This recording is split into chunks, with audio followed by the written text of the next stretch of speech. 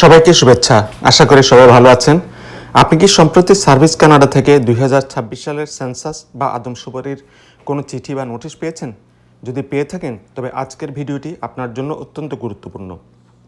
কানাডায় বসবাসরত প্রত্যেক নাগরিক এবং স্থায়ী বাসিন্দার জন্য এই সেন্সাস ফর্ম পূরণ করা শুধু একটি দায়িত্ব নয়, এটি একটি আইনি বাধ্যবাধকতা। আজকের ভিডিওতে আমরা জানব কেন এই সেন্সাস পূরণ করা হয়, এটি পূরণ না করলে কী ক্ষতি হতে পারে এবং আপনি কিভাবে খুব সহজে এটি সম্পন্ন করতে পারবেন। চলুন শুরু করা যাক।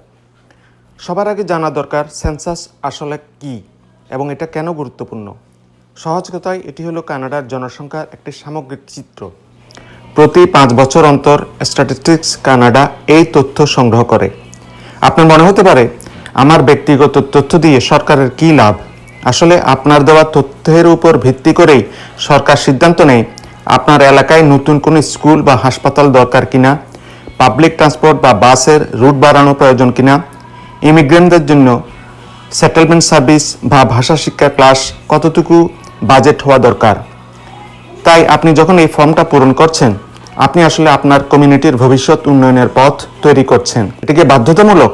হ্যাঁ, এটি একটি অত্যন্ত গুরুত্বপূর্ণ পয়েন্ট। অনেকে ভাবেন এটি ঐচ্ছিক, কিন্তু মনে রাখবেন স্ট্যাটিস্টিক্স অ্যাক্ট অনুযায়ী কানাডার প্রত্যেকটি পরিবারকে এই সেন্সাস ফর্ম পূরণ করতে হয়। এটি আইনের দ্বারা বাধ্যতামূলক, রিকোয়ার্ড বাই ল। যদি কেউ এটি পূরণ করতে অস্বীকার করেন বা ভুল তথ্য দেন, তবে আইনি জটিলতার সৃষ্টি হতে পারে। যদিও সরকার সরাসরি জরিমানা করতে চায় না, বরং আপনাকে সহায়তা করতে চায়, তবুও নিয়ম মেনে চলা একজন দায়িত্বশীল নাগরিকের কাজ। চিঠিতে কী থাকে এবং কিভাবে শুরু করবেন? আপনার ঠিকানায় যে চিঠিটি আসবে তাতে একটি সিকিউর অ্যাক্সেস কোড দেওয়া থাকবে। এই কোডটি আপনার পাসওয়ার্ড হিসেবে কাজ করবে। ধাপগুলো কি? 1 নাম্বার, প্রথমে চিঠিতে দেওয়া নির্দিষ্ট ওয়েবসাইটে যান, যেটা হচ্ছে census.gc.ca। 2 নম্বর, আপনার 10 ডিজিটের অ্যাক্সেস কোডটি টাইপ করুন। 3 নম্বর, এরপর আপনার পরিবারের সদস্য সংখ্যা এবং অন্যান্য প্রাথমিক তথ্য দিতে শুরু করুন। কিছু ক্ষেত্রে আপনার কাছে একটা দীর্ঘ ফর্ম আসতে পারে।